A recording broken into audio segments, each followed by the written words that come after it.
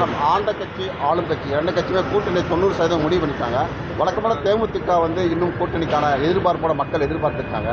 ஏன் தாமதம் அப்படின்றது? தாமதம்லாம் ஒன்றுமே இல்லைங்க. எலெக்ஷன் டேட் அறிவிச்சிட்டாங்களா, யார் யார் எந்த தொகுதி அறிவிச்சிட்டாங்களா, வேட்பாளர் அறிவிச்சிட்டாங்களா, நிறைய டைம் இருக்குது. ப்ரெஸ் பீப்புள் நீங்கள் தான் ரொம்ப ஈகராக இருக்கீங்க. பட் நிறைய டைம் இருக்குது.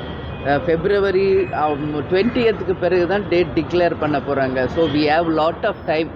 அதனால் நாங்கள் தேமுதிக எங்கள் குழந்தை, அவங்களுக்கு என்ன எப்போ நல்லது பண்ணணும்னு ஒரு அம்மாவாக எனக்கு கடமைகள் பொறுப்பு அதிகமாக இருக்குது. அதனால் உரிய நேரத்தில் எல்லாருமே போற்றக்கூடிய ஒரு நல்ல கூட்டணியை நிச்சயமாக அமைப்போம் என்பதை மட்டும் இந்த நேரத்தில். திமுகவுடன் கூட்டணி பேச்சுவார்த்தை தொடங்கி இருப்பதா சொல்லப்படுது மேம். தேமுதிக எல்லா பக்கமும் சொல்லிட்டு தாங்க இருக்காங்க.